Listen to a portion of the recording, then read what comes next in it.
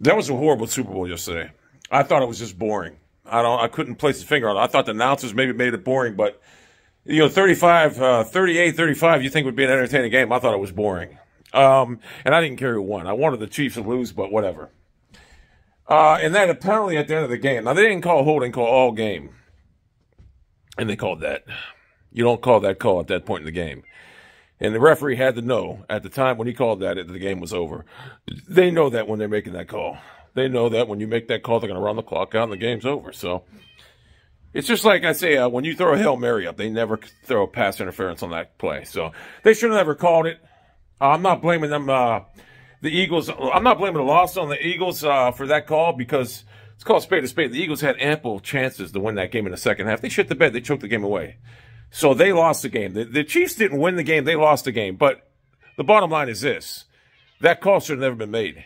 The Chiefs go down, kick a field goal, and we're probably going to see the Eagles either score a touchdown or kick a field goal and tie it or lose. Either way, it doesn't matter. I wanted to see a final drive, and the referee, he just ruined the game. He ruined the game.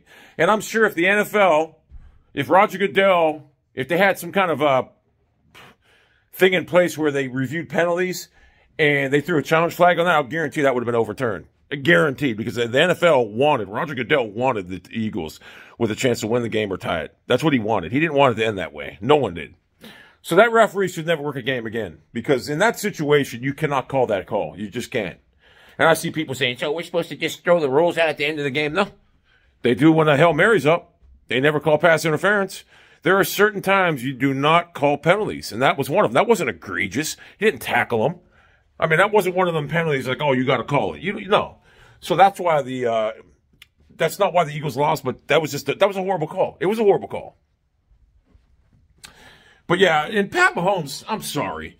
He's a slightly better version of Lamar Jackson that can't run as good. He's a backyard football player. Everyone wants to talk about him being a top 5 of all time. He's not even close. He's a top 5 in today's NFL, but he's not even close. There's 5 quarterbacks I'd take over him right now. I'd take Deshaun Watson, Joe Burrow, Aaron Rodgers, Tom Brady if he was still playing, Justin Herbert, Josh Allen. Yeah, maybe not Josh Allen, maybe not. But yeah, Patrice Mahomes is not he's not the greatest quarterback everyone's talking about. No, this guy's shitting away a chance to go to the Super Bowl last year, 21-point lead. He shit away the Super Bowl against the Buccaneers. So he's not, I don't know why this guy gets all the love. I just don't get it.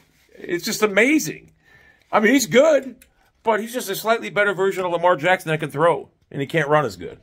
So, yeah, let's just pipe that talk down. Mahomes is not a top 5 of all time. He's not.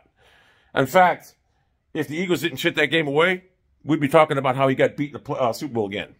So let's just pipe down. Mahomes is a good quarterback, but not a great quarterback. He's the beneficiary of Andy Reid. Everyone, and you know it, everyone knows it. Andy Reid made Donald McNabb viable. So, yeah. And I'll be honest with you, Donovan McNabb is better than Patrice Mahomes, and that is a fact. I just educated you here.